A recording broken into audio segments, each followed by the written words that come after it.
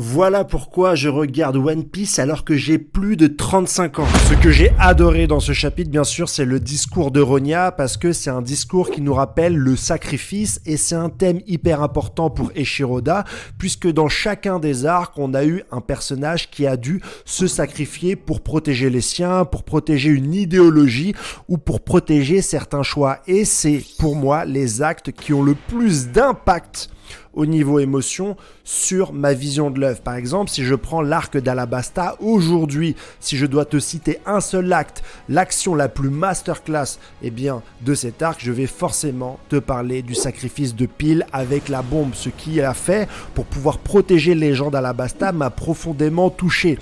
Il m'a bien plus touché, par exemple, que l'attaque de Luffy finale contre son adversaire Crocodile, ou que tout autre combat dans cet arc. Je parle du combat de Zoro, du combat d'Usopp, du combat de Nami, même du combat de Sanji. Aujourd'hui, si je dois citer une seule scène, je citerai le sacrifice du faucon. C'est quelque chose qui est ancré en moi et qui est fortement développé dans chacun des arcs.